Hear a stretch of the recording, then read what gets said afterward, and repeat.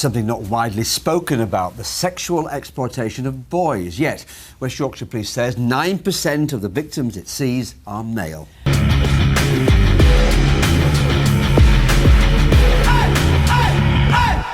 If someone can see that a young person needs something or wants something, the perpetrator will use that need or want to get the young person involved in sexual activity that they will benefit from. They might not always benefit sexually, they might benefit financially or in other ways. So, for example, this could be if a young boy really wants to be a rugby player and someone offers him rugby lessons, so they can see that he wants to be a rugby player, they offer him something he wants, and afterwards when the young boy has played rugby or done some trials, etc., it might be that the guy who organised it is perhaps recording him in the shower, so he's using what that boy needs or wants to get sexual gratification from that. So this is something that was linked very much with Freddie, as he's called. So he was going up to people and saying to them, right, okay, I want, I'll let you touch me, I'll let you do this, I'll be offering something sexual for a bag of weed or for money, usually. And he would say, well, I want the money first. He'd get the money and leg it. It got to the point very quickly where he was like, do you know what, I'm sick of running, I'm sick of legging it, I'll just let them do whatever they want to me. And that's when I sort of realised I can't keep doing this or I will end up getting hurt or worse. If you have a young person who is displaying missing episodes, not going to school, his whereabouts are unknown, he's been seen out and about with older men, for example, we would be saying there are enough warning signs there to refer that boy to get support. That doesn't always happen. The reason that doesn't always happen is because it's a boy. But if it was a girl that was going missing, her whereabouts were unknown, not at school, hanging around with older men, you know, it's the same situation. The only thing that's different is the gender. But what some, not all, but what some professionals do is they see the girl displaying these signs and panic and worry and refer. They see a boy displaying those signs and there's a less urgent response. My new friend sold me to a group of men who sexually abused me over and over again. I don't think they were my friend after all. The warning signs were all there, but no one noticed.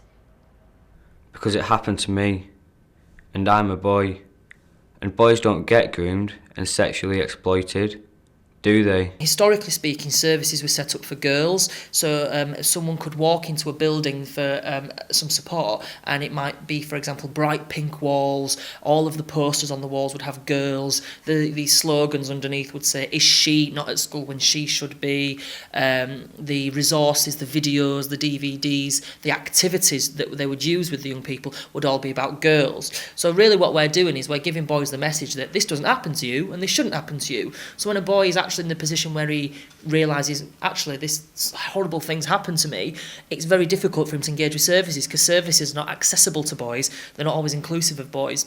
And also as well, you've got to think about how we bring boys up in this country. You know, we tell them to be strong, to man up, to do things like that. You know, we are basically conditioning boys to be one thing and girls to be another thing.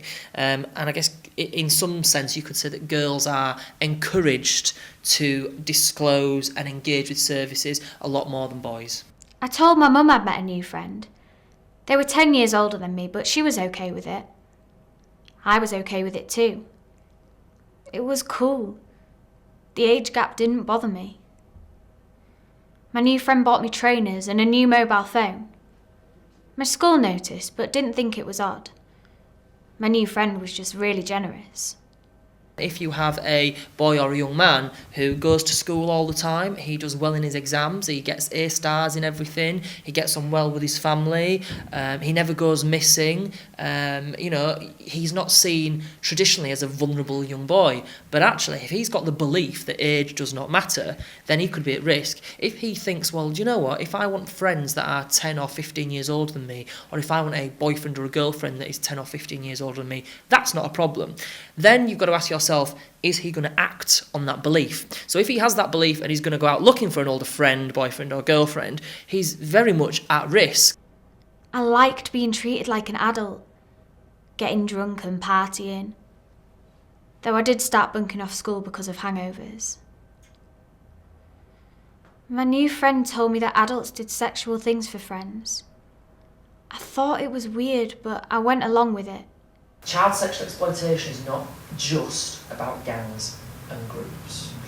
And actually, it's not even the big picture. It's part of it, yes. Now, there's lots of stuff going on, and there are various policies and procedures, perhaps locally and nationally, that are saying, oh, gangs and groups, this, that and the other and everything else.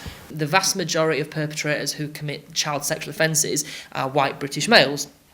And I think sometimes there are myths. So some of the myths are, well, women don't really groom and abuse and exploit children. Well, yes, they do, and there's plenty of evidence to back that up. And there's lots of stories and articles of females who have committed child sex offences. There's also the other myth, though, actually, grooming and abuse and sexual exploitation is all really about gangs and groups and Asian men. Again, that's part of it. It's not the bigger picture. I think what the important thing to remember is that there are adults out there and other young people that will groom and abuse and exploit children.